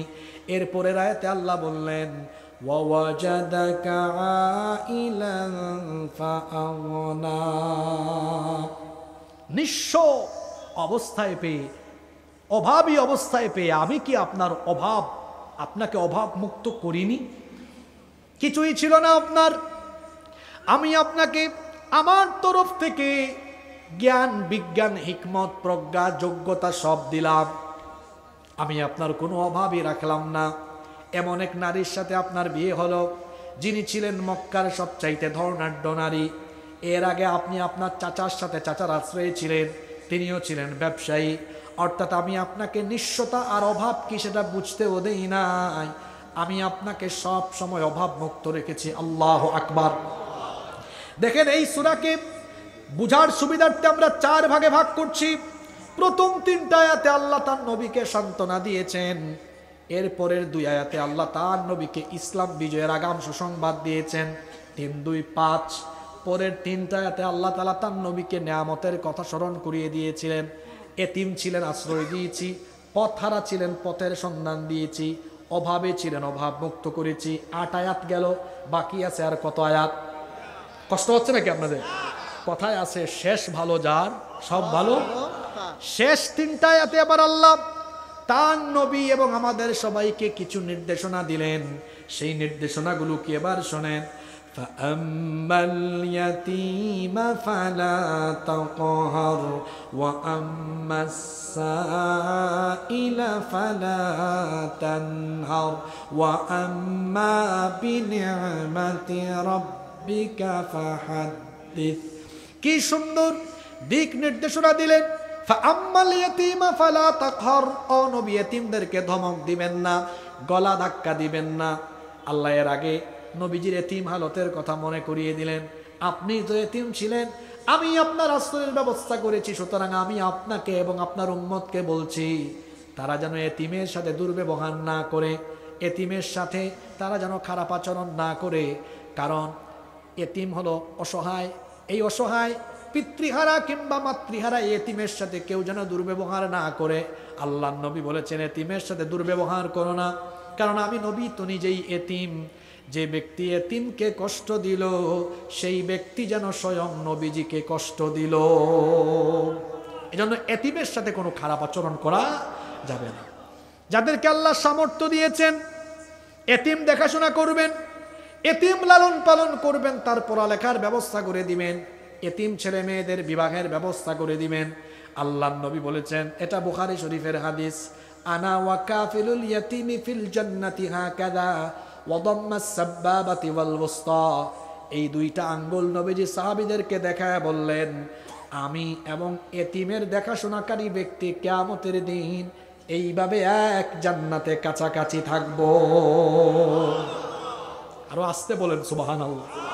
এই 2টা আঙ্গুল যেভাবে একসাথে আছে, এই যে আল্লাহ নবী 2টা আঙ্গুল দেখায় বললেন, আমি আর এতিম লালন পালনকারী ব্যক্তি কিয়ামতে 2 জন একসাথে জান্নাতে থাকবে। সুবহানাল্লাহ। এতিমদেরকে ধমক দিবেন না। আমার সমাজে অনেক ব্যক্তি আছে, এতিমের মাল অন্যায়ভাবে খেয়ে ফেলে, এতিমের মাল আত্মসাৎ করে, এতিমের মাল আত্মসাৎ করে যারা পেটে ঢুকায়, তারা জাহান্নামের আগুন তাদের পেটে ঢুকায়। এরপরে আল্লাহ বলছেন, ওয়া আম্মাস সাইলা ফালা তানহার, সাইলদেরকে, যারা চাইবে আপনার কাছে প্রার্থী হয়ে আসবে, তাদেরকে ধমক দিবেন না। এখানে মুফাসসিরিনে কেরাম সাইল শব্দের 2টা ব্যাখ্যা দিয়েছেন। একটা ব্যাখ্যা তারা দিয়েছেন, কেউ যদি আপনার কাছে কোনো জিনিস না জেনে জানতে আসে, সেই ব্যক্তিকে ফিরাইয়া দিবেন না। যেই ব্যক্তি জানতে আসবে তাড়িয়ে দিবেন না, তাকে বুঝিয়ে দিবেন। আবার এই সাইল শব্দের আরেকটা ব্যাখ্যায় মুফাসসিরগণ বলেছেন, অভাবী অসহায় মানুষ যখন আসবে, তাকে ফিরাইয়া দেওয়া যাবে না, সামর্থ্য অনুযায়ী তার পাশে দাঁড়াতে হবে। আমাদের যাদের সামর্থ্য আছে, আমরা আমাদের পাড়া প্রতিবেশী, আত্মীয় স্বজন, আশেপাশের অভাবী অসহায় দুঃখী মানুষের পাশে থাকব। কারণ হলো আল্লাহর নবী বলেছেন, যে ব্যক্তি তার অন্য কোনো মুসলমান ভাইয়ের অভাব অনটন প্রয়োজন পূরণ করে দিবে, আল্লাহ ওই ব্যক্তির দুনিয়া আখিরাতের সব প্রয়োজন পূরণ করে দিবেন। এই জন্য সামর্থ্য থাকলে অভাবী মানুষের পাশে দাঁড়াবেন। এই যে আমাদের ধন সম্পদ টাকা পয়সা আমাদের যা কিছু আছে সব কিছু তিনি দিয়েছেন, গলার আওয়াজ বড় করে সবাই বলেন তিনি কে? যে আল্লাহ এই সম্পদের নেয়ামত দিয়েছেন, সেই আল্লাহ তাআলা কি চাইলে এই সম্পদের নেয়ামত কেড়ে নিতে পারেন কি পারেন না? শেষ একটা ঘটনা বলে আমি ফিনিশিং এর দিকে যাব। ঘটনাটা বলবো না শেষ করে দিব? ঘটনাটা বলবো। সামর্থ্য থাকার পরেও যারা মানুষকে সহযোগিতা করে না, বনি ইসরাইলের 3 ব্যক্তির এই ঘটনা থেকে তারা আশা করি শিক্ষা নিয়ে বাড়ি যাবে। আল্লাহর নবী বনি ইসরাইলের 3 ব্যক্তির ঘটনা উল্লেখ করলেন। গলার আওয়াজ বড় করে বলেন তো কয়জন ব্যক্তি? এক ব্যক্তির সমস্যা হলো কুষ্ঠরোগী। কি রোগী? আরেক ব্যক্তি 2 নাম্বার ব্যক্তি তার সমস্যা হলো টাকলা, মাথায় কোনো চুল। 3 নাম্বার আরেক ব্যক্তি হলো অন্ধ, চোখে দেখে না। তাহলে কয়জন ব্যক্তির কথা বললাম? দেখি তো কি মনে রেখেছেন। 1 নাম্বার ব্যক্তি কি সমস্যা? কুষ্ঠরোগী। 2 নাম্বার ব্যক্তি টাকলা। 3 নাম্বার ব্যক্তি অন্ধ। এই 3 জন ব্যক্তি, বনি ইসরাইলের এই 3 জন ব্যক্তিকে আল্লাহ তাআলা পরীক্ষা করতে চাইলেন।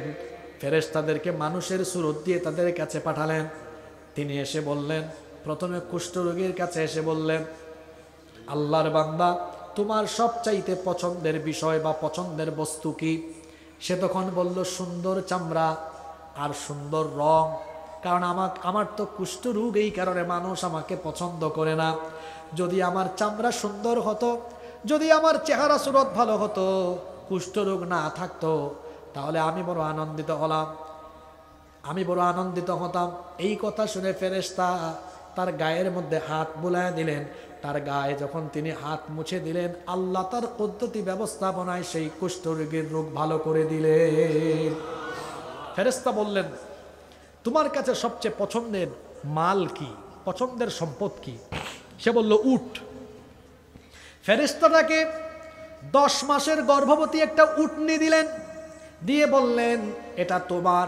আমি দোয়া করছি আল্লাহ তোমার এই সম্পদে, তোমার এই উটনি দিয়ে তোমার সম্পদে বরকত বাড়িয়ে দেন। এই কথা বলে ফেরেশতা চলে গেলেন দ্বিতীয় ব্যক্তির কাছে। দ্বিতীয় ব্যক্তির সমস্যা কি? টাকলা, মাথায় কোনো চুল। ফেরেশতা গিয়ে বললেন, হে আল্লাহর বান্দা, তোমার সবচাইতে পছন্দের বস্তু কি? সে বলল, যার মাথায় চুল নাই, চুলের চাইতে তার পছন্দের কিছু থাকতে পারে নাকি? আমি ঘর থেকে বের হইলে মানুষ আমাকে টাকলা বলে, আমার যদি মাথায় চুল গজাতো, চুল থাকতো, আমি বড় খুশি হতাম। ফেরেশতা তার মাথায় হাত বুলাইয়া দিলেন, আল্লাহ তার মাথায় চুল গজাইয়া দিলেন। এবার ফেরেশতা বললেন, তোমার সবচেয়ে পছন্দের মাল কি? এবার ওই ব্যক্তি বলল, গাভী, গরু। ফেরেশতা আবার 10 মাসের গর্ভবতী একটা গাভী দিয়ে বললেন, এই গাভীর মাধ্যমে আল্লাহ তোমার সম্পদে বরকত বাড়িয়ে দেন। ফেরেশতা চলে গেলেন 3 নাম্বার ব্যক্তির কাছে। 3 নাম্বার ব্যক্তির সমস্যা ছিল অন্ধ। ফেরেশতা গিয়ে বললেন, আল্লাহর বান্দা, তুমি কোন বিষয় আল্লাহর কাছে চাও? সে বলল, আমি অন্ধ মানুষ, চোখে দেখি না, আসমান কেমন, জমিন কেমন, দুনিয়ার মানুষ কেমন আমি জানিও না। যদি চোখে দেখতাম তাহলে আমার মন প্রশান্ত হয়ে যেত, আমার মনটা আনন্দে ভরে যেত। ফেরেশতা আবার অন্ধ ব্যক্তির চোখের উপরে হাত বুলায় দিলেন, আল্লাহ তার চক্ষু ভালো করে দিলেন। সুবহানাল্লাহ পড়বেন না? ফেরেশতা বললেন, তোমার সবচেয়ে পছন্দের মাল কি? এবার ওই ব্যক্তি বলল, ছাগল। ফেরেশতা একটা ছাগি তাকে দিয়ে বললেন, গর্ভবতী ছাগে দিয়ে বললেন, এই ছাগির মাধ্যমে আল্লাহ তোমার সম্পদে আরো বরকত বাড়িয়ে দেন। তাহলে এই 3 ব্যক্তির 3টা সমস্যা দূর করে দিয়েছেন কে? জোরে বলেন। 3 ব্যক্তির সমস্যা দূর করে দিয়ে 3 ব্যক্তিকে আবার সম্পদ দিয়েছেন কে? কয়েক বছরে প্রথম ব্যক্তি কুষ্ঠরোগী যে ভালো হয়ে গেল, তার উটনির মাধ্যমে বিরাট উটের পাল হয়ে গেল। দ্বিতীয় ব্যক্তির গাভী থেকে বিরাট গরুর পাল হয়ে গেল। তৃতীয় ব্যক্তির ছাগি থেকে বিরাট ছাগলের পাল হয়ে গেল। এবার কয়েক বছর পরে আল্লাহ এই ব্যক্তিদের পরীক্ষা করার জন্য আবার ফেরেশতাকে পাঠালেন। ফেরেশতা মানুষের সুরত ধরে প্রথম ব্যক্তিকে গিয়ে বললেন, যে ব্যক্তি আগে কুষ্ঠরোগী ছিল, গিয়ে বললেন, আমি মুসাফির, আমি পথিক, আমি যে সম্পদ, আমি যে পাথেয় নিয়ে এসেছিলাম সব পাথেয় হারিয়ে গিয়েছে, কিছুই সাথে নাই, আমি আমার গন্তব্য পর্যন্ত পৌঁছাতে পারবো এমন কোনো টাকা করি আমার সাথে নাই। তোমার তো দেখতেছি অনেক উট, তোমার এই বিরাট উটের পাল থেকে দয়া করে একটা উট আমাকে দান করে দাও। সে তখন বলল, আমার এই উট আমি তোমাকে দিতে পারবো না, চলে যাও। তখন ফেরেশতা বললেন, কি করে এমন নাফরমানি করতে পারলে? তোমার তো কিছুই ছিল না, এই উট আল্লাহ তোমাকে দিয়েছেন, তুমি তার পথে দিতে পারলে না। সে বলল, এগুলো আল্লাহ আমাকে দেন নাই, আমি উত্তরাধিকার সূত্রে পেয়েছি। নাউজুবিল্লাহ। ফেরেশতা তখন বললেন, হ্যাঁ নাফরমান বান্দা, তুমি আমাকে চিনো না, বহু বছর আগে আমি তোমার কাছে এসেছিলাম, তোমার কুষ্ঠ রোগ ভালো করে আল্লাহ দিয়েছিলেন, তোমাকে আল্লাহ সম্পদ দিয়ে আজ আমার মাধ্যমে আবার পরীক্ষা করলেন, তুমি পরীক্ষায় ফেল করলে, এই জন্য আল্লাহ যে সম্পদ তোমাকে দিয়েছেন এই সম্পদ আবার আল্লাহ কেড়ে নিয়ে তোমাকে রাস্তার ফকির বানায় দিবেন। বলেন তো সম্পদশালী ব্যক্তিকে সকালবেলার ধনীকে সন্ধ্যাবেলা ফকির বানাতে পারেন কে? ফেরেশতা আবার দ্বিতীয় ব্যক্তির কাছে গেলেন, যেই ব্যক্তি টাকলা ছিল, মাথায় চুল গজিয়েছে, গরুর পাল হয়েছে, তাকে গিয়ে ওই ফেরেশতা বললেন, আমি মুসাফির, সহায় সম্বলহীন এক পথিক, আমি আমার গন্তব্য পর্যন্ত পৌঁছাবো, কিছুই আমার সাথে নাই, তোমার তো অনেক বড় গরুর পাল, আমাকে একটা গরু দিয়ে দাও। সে বলল, না আমি তোমাকে দিতে পারবো না। ফেরেশতা বললেন, আল্লাহ তোমাকে দিয়েছেন, আল্লাহর পথে একজন মুসাফিরকে কেন সাহায্য করো না? সেও একই কথা বলল, এগুলো আল্লাহ আমাকে দেন নাই, আমি আমার পৈতৃক সম্পদ থেকে উত্তরাধিকার সূত্রে পেয়েছি। নাউজুবিল্লাহ। ফেরেশতা বললেন, মিথ্যাবাদী নাফরমান বান্দা, তুমি তোমার অতীত কেমনে ভুলে গেলে? তোমার তো কিছুই ছিল না, টাকলা ছিলে, আল্লাহ চুল দিলেন, সম্পদও দিলেন, আজকে আল্লাহর দেওয়া সম্পদ আল্লাহর পদে দিতে পারো না, তোমাকে পরীক্ষা করা হয়েছে, তুমিও পরীক্ষায় ব্যর্থ, তোমার সম্পদ আল্লাহ আবার কেড়ে নেবেন। এবার ফেরেশতা চলে গেলেন 3 নাম্বার ব্যক্তির কাছে, যেই ব্যক্তির সমস্যা ছিল অন্ধ, আল্লাহ তার চোখের আলো দিয়েছেন। এরপরে আল্লাহ তাকে আল্লাহ তাআলা ছাগি দিয়েছেন, আর এই ছাগির মাধ্যমে বিরাট ছাগলের পাল হয়েছে। ফেরেশতা গিয়ে বললেন, হে আল্লাহর বান্দা, আমি মুসাফির, আমার সম্বল পাথেও সব হারিয়ে গিয়েছে, আমাকে একটু সাহায্য করেন, বিশাল ছাগলের পাল আছে আপনার, যে কোনো একটা ছাগল আমাকে দিয়ে দেন। ওই ব্যক্তি তখন বললেন, আসলে আমার এক সময় কিছুই ছিল না, আমি অন্ধ ছিলাম, আল্লাহ আমার চোখের আলো দিয়েছেন, সম্পদও ছিল না, আল্লাহ আমাকে সম্পদ দিয়েছেন, এই সম্পদের আসল মালিক আমি নয়, সম্পদের মালিক আল্লাহ, সুতরাং তুমিও মুসাফির, আল্লাহর ওয়াস্তে চেয়েছো, একটা কেন ছাগলের পাল দেখো, দেখার পরে যতটাই ইচ্ছা চয়েস হয়, আল্লাহর দেওয়া সম্পদ থেকে তুমি আল্লাহর ওয়াস্তে এখান থেকে নিয়ে যাও। ফেরেশতা বললেন, আপনার একটা ছাগলেরও আমার দরকার নাই, আল্লাহ পরীক্ষা করেছেন, পরীক্ষায় আপনি পাস, আল্লাহ আপনার সম্পদে আরো বরকত দান করেন। সুবহানাল্লাহ। কি বুঝলেন এই হাদিস থেকে? আল্লাহর পথে যারা খরচ করে এদের সম্পদ কমে না, সম্পদ আরো বাড়িয়ে দেন কে? আচ্ছা বলেন তো, সম্পদ কমানো আর বাড়ানোর মালিক আপনি না আল্লাহ? আপনার ফ্যাক্টরি, ইন্ডাস্ট্রি, ব্যবসা বাণিজ্যের বরকত হবে কি হবে না, এটা আপনার উপর ডিপেন্ড করে না আল্লাহর উপর ডিপেন্ড করে। এই জন্য আল্লাহর দেওয়া সম্পদ থেকে অভাবী অসহায় মানুষকে দান করতে হবে, দিয়ে দিতে হবে। মনে রাখতে হবে আপনার সম্পদে তাদের হক আছে, এজন্য আল্লাহ বলেছেন, ওয়াফি আমওয়ালিহিম হাক্কুল লিসাইলি ওয়াল মাহরুম, তাদের সম্পদে অভাবী অসহায়দের হক আছে, এরা আসলে ফিরায় দেওয়া যাবে না। এজন্য আল্লাহ বলেছেন, ফাআম্মাল ইয়াতীমা ফালা তাকহার ওয়া আম্মাস সাইলা ফালা তানহার ওয়া আম্মা বিনি'মাতি রাব্বিকা ফাহাদ্দিস। খবরদার এতিমদেরকে ধমক দিও না, দুর্ব্যবহার করো না, অভাবী প্রার্থী ভিক্ষুক যারা আসে তাদেরকে তাড়িয়ে দিও না। ওয়া আম্মা বিনি'মাতি রাব্বিকা ফাহাদ্দিস, আর আল্লাহ যে নিয়ামত দিয়েছেন নিয়ামতের গুণগান করতে থাকেন। এই 11টা আয়াতে মোট 4টা বিষয়ের আলোচনা হয়েছে। জোরে বলেন কয়টা? দেখি তো 4টা বিষয় মনে রাখতে পারেন কিনা। আমি আবার বলি, এই সূরা বুঝার সুবিধার্থে সূরাকে 4 ভাগে ভাগ করলাম। প্রথম 3 আয়াতে আল্লাহ কসম করে তার নবীকে সান্ত্বনা দিয়েছেন, আমি আপনার উপর বেজান না, আমি আপনাকে ছেড়েও দেইনি। এই আয়াত কি শুধু নবীর জন্য না আমাদের জন্য? পরোক্ষভাবে আমাদেরকেও বলা হচ্ছে, মোমেনদের উপর আমি বেজান না, তোমাদেরকে ছেড়ে দিব না। তোমরা যদি মোমেন হও, বালা মুসিবত বিপদ আপদ যাই আসার আসুক, অস্ত্র শস্ত্র কোনো কিছু দিয়ে তোমাদেরকে কেউ পরাজিত করতে পারবে না, কারণ আমি আল্লাহ যার সাথে আছি তাদেরকে কেউ মোকাবেলা করতে পারবে। ভয় পাবেন না। এখন ভারত আমাদেরকে হুমকি দেয় না? হ্যাঁ, বলে জনসংখ্যা হলো এদের 20 কোটি, আমাদের 130 কোটি। পাগলের দল। পৃথিবীতে মুসলমানরা কখনো সংখ্যা দিয়ে বিজয়ী হয়ে নাই, কোয়ান্টিটি দিয়ে নয়। মুসলমানরা বিজয়ী হয়েছে ইমানের কোয়ালিটি দিয়ে। আমাকে কি 3 মিনিট সময় দিবেন? তাইলে আমি এই আয়াতটা শোনাই শেষ করবো ইনশাআল্লাহ। মুসলমানরা সংখ্যা দিয়ে বিজয়ী হয়ে নাই, মুসলমানরা বিজয়ী হয়েছে কোয়ালিটি দিয়ে, কোয়ান্টিটি দিয়ে নয়। জোরে বলেন তো কি দিয়ে? যেমন বদরের যুদ্ধের কথা বলি, আল্লাহ বলছেন ওয়ালাকাদ নাসারাকুমুল্লাহু বিবাদরিন ওয়া আনতুম আযিল্লাহ ফাত্তাকুল্লাহা লাআল্লাকুম তাশকুরুন। আল্লাহ বলছেন, আর অবশ্যই আল্লাহ তোমাদেরকে বদরে সাহায্য করেছেন যখন তোমরা ছিলে সংখ্যায় কম। সংখ্যায় কম হওয়া সত্ত্বেও ফেরেশতাদের মাধ্যমে সাহায্য করে বিজয় দিয়েছেন কে? জোরে বলেন কে? মুসলমানরা যদি ঈমান নিয়ে দাঁড়ায়, ঈমানী অস্ত্রের সামনে কেউ দুনিয়ার মিসাইল বা পারমাণবিক অস্ত্র নিয়েও ঈমানী অস্ত্রকে মোকাবেলা করতে পারবে। ঈমানের ব্যাটারি যাদের দুর্বল হয়ে গিয়েছে, এই আয়াত দিয়ে ঈমানের ব্যাটারি ফুল করে আজকে বাড়ি যান। সূরার সিরিয়াল নাম্বার 8, সূরার নাম আনফাল, আয়াত নাম্বার 65। শুনেন আল্লাহ কি বলছেন।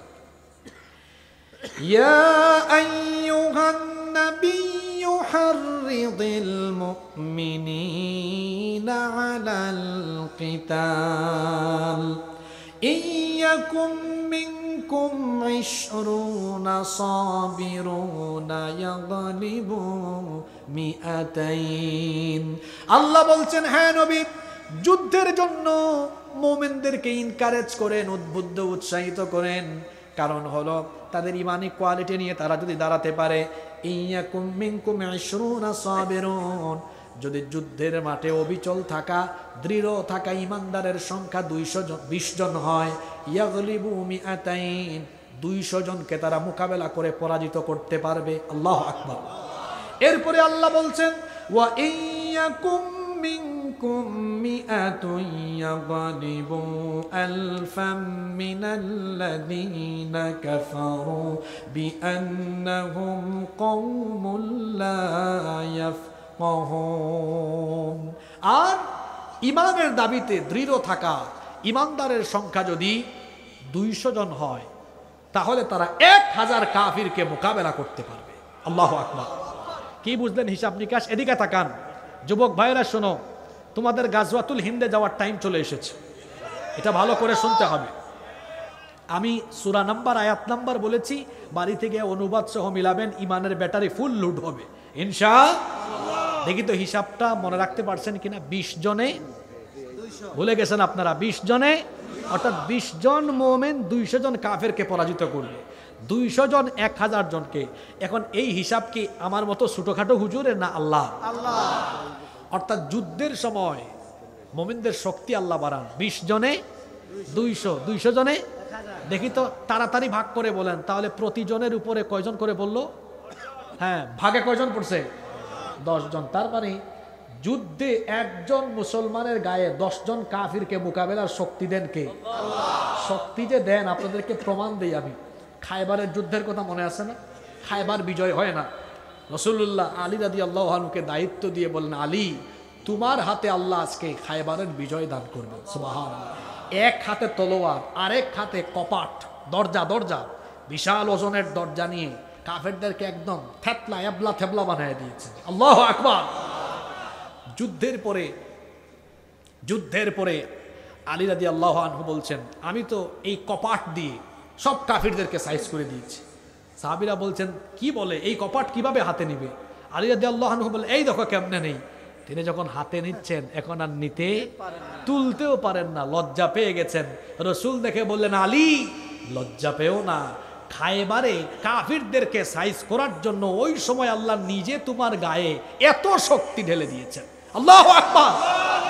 তো ৩৬ জুলাইয়ের আন্দোলনে আমাদের ছাত্র যুবক জনতার হাতে কি গুলি ছিল, বুলেট ছিল? জোরে বলেন। এরা বলে স্যার একটারে মারি 4টা দাঁড়ায় যায়। এদের কাছে হয়তো অস্ত্র শস্ত্র ছিল না, কিন্তু আল্লাহর তরফ থেকে আসা বুক ভরা সাহস আর ইমানি ত্যাগ ছিল বলে গুলি দিয়েও তাদেরকে মোকাবেলা করা যায় না। এবার এই আয়াত শুনেন, আল্লাহ বলছেন যুদ্ধক্ষেত্রে মুমিন যদি হয় 20 জন, কয়জন কাফেরকে পরাজিত করবে? 200 হলে 1000, তাইলে আনুপাতিক হইল একজনে কয়জন? 10 জন। আসল কথা হলো কোরআন আমাদেরকে বলছে তারা যাকে শুলে চড়িয়ে হত্যা করেছে তিনি ঈসা ছিলেন না, তিনি ছিলেন মিস্টার মিসা।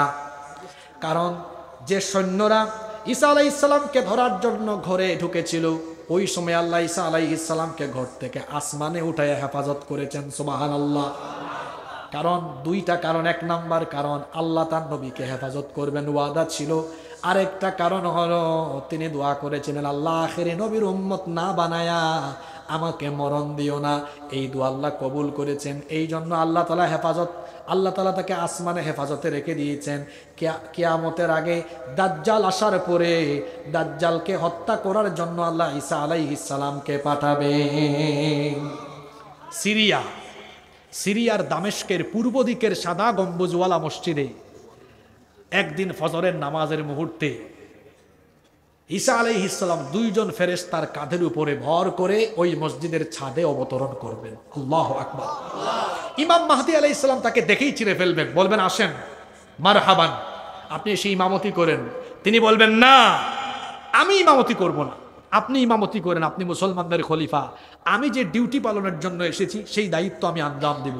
নামাজ শেষ হওয়ার পর ঈসা আলাইহিস সালাম ইমাম মাহদী আলাইহিস সালামকে নিয়ে তিনি যে সৈন্যদেরকে নিয়ে বের হবেন দাজ্জালকে হত্যা করার জন্য, আল্লাহর নবী বলেছেন ঈসা আলাইহিস সালামের যারা সৈন্য হবে আল্লাহ তাদের জন্য জাহান্নাম হারাম করে দিবেন। কুমিল্লার মুসলমানদেরকে আজকে বলে যাব, জানি না আমরা আমাদের হায়াতে দাজ্জাল পাই কিনা, যদি দাজ্জাল পাই তাহলে দাজ্জালের বাহিনীর বিরুদ্ধে মোকাবেলার জন্য ঈসা আলাইহিস সালামের সৈন্য হতে আমরা রাজি আছি না নাই? আর যদি পাশের দেশ বন্ধুত্বপূর্ণ আচরণের পরিবর্তে প্রভুগিরি দাদাগিরি দেখিয়ে আমার দেশকে তার অঙ্গরাজ্যে পরিণত করার কোনো অপচেষ্টা চালায়, তো রসুলের ভবিষ্যৎবাণী অনুযায়ী এই পবিত্র যুদ্ধ গাজওয়াতুল হিন্দ, হিন্দুস্তানের যুদ্ধে অংশগ্রহণকারীদের জন্য জাহান্নামের আগুন মাফ। যদি তারা এই যুদ্ধকে অনিবার্য করে ফেলে, আমরা শান্তিপ্রিয় যুদ্ধপ্রিয় নই, তবে তারা যদি আমাদেরকে আক্রান্ত করতে আসে, বাংলাদেশের প্রতিটি তরুণ, প্রতিটি যুবক, আবাল বৃদ্ধ বনিতা জাহান্নাম থেকে মুক্তি পাবার আশায় ইমানি চেতনা নিয়ে যদি গাজওয়াতুল হিন্দে অংশগ্রহণ করে, নবীজি বলেছেন অসংখ্য লোকেরা শহীদ হবে, কিন্তু হিন্দুস্তানে যুদ্ধে আল্লাহ মুসলমানদেরকে বিজয় দিবেন।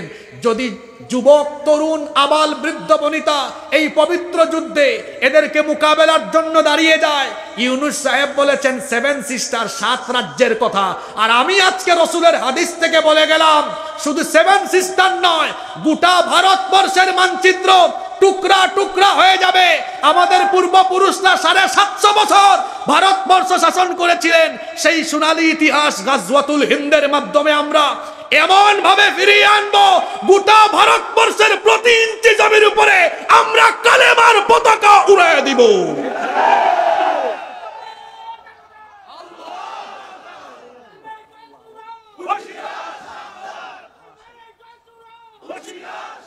দাঁড়ানোর কথা ছিল যুবক, দাঁড়িয়েছে আমার চাচা, তার মানে বোঝা গিয়েছে যুবক হয়েছে বুড়া, বুড়া হয়ে গেছে যুবক। কে রে যুবক ভাইয়েরা, আমি তো কথা বলতে চাই নাই আজকে, তারপরেও বলে ফেলি, তোমরা যে বুড়া হয়ে গেছো তোমাদের চেহারা দেখলে বোঝা যায়। তোমরা রাত 3টা 4টা পর্যন্ত মোবাইলে তাহাজ্জুদ পড়ো, তোমাদের যৌবন এখন খাটের চিপায় চাপায় আর পাহাড়ের চিপায় চাপায় যায়। হ্যাঁ জানি তো আমরা, তোমার 2 পাশের গালের মাংস হাড্ডির চিপার ভিতরে ঢুকে গেছে, তুমি ফার্মের মুরগের মতো ঝিমাই ঝিমাই হাঁটো। চাচা আওয়াজ করে যুবকের মতো, আর তুমি যুবক আওয়াজ করো বুড়া মানুষের কথা। বলছিলাম কোরআন বলছে এরা পারবে না, হাদিস বলছে, রসুল্লাহর হাদিস, এই যুদ্ধে আল্লাহ মুসলমানদের বিজয় দিবেন। কোরআন হাদিস, বাকি রইল কি? বাস্তবতা। বাস্তবতাও আছে।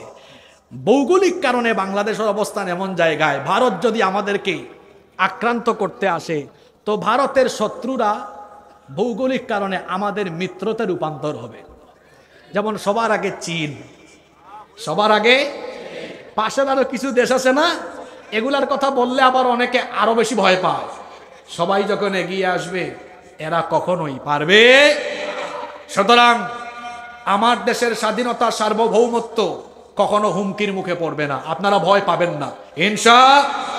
5ই আগস্টে তারা তাদের সেবা দাস, তাদের পা চাটা গুলামদেরকে হারানোর পর থেকে একের পর এক তারা বাংলাদেশকে অস্থিতিশীল করার জন্য অপচেষ্টা চালাচ্ছে। সর্বশেষ ইসকন দিয়ে বাংলাদেশে সাম্প্রদায়িক দাঙ্গা সৃষ্টি করতে চেয়েছে। আমরা বাংলাদেশকে সাম্প্রদায়িক দাঙ্গার সম্মুখীন হতে দিব না ইনশাআল্লাহ। এই দেশে হিন্দু, মুসলমান, বৌদ্ধ, খ্রিস্টান সবাই আমরা মিলেমিশে বসবাস করব। আর বৌদ্ধ, খ্রিস্টান, হিন্দু ভাই বোনদেরকে বলবো, আপনারা সংখ্যালঘু নন, আপনাদের প্রথম পরিচয় আপনারা এই রাষ্ট্রের নাগরিক। আমরা সবাই এই দেশের নাগরিক, আমরা মিলেমিশে থাকবো। পাশের দেশ কিংবা দেশি বিদেশি কোনো শত্রুর ষড়যন্ত্র চক্রান্তের খপ্পরে আমরা পড়ব না।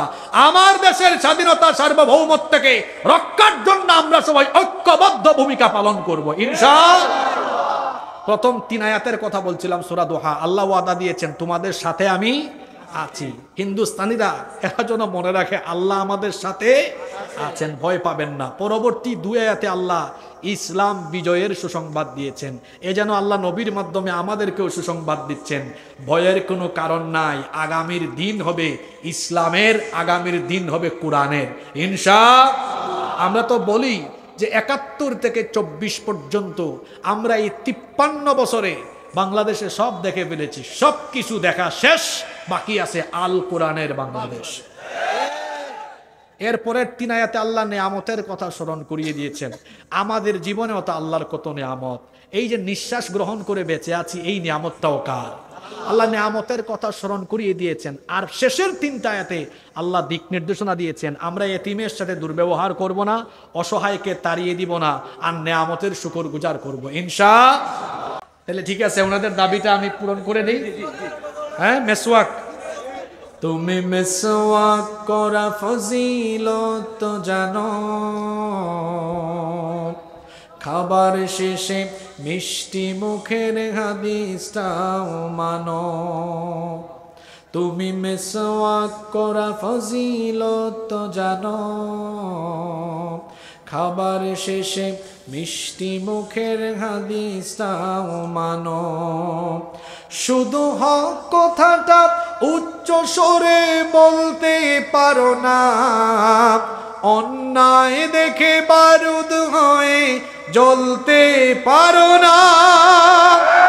কেমন মুসলমান তুমি একটু ভাবো না, কেমন তোমার ঈমান একটু বলো না।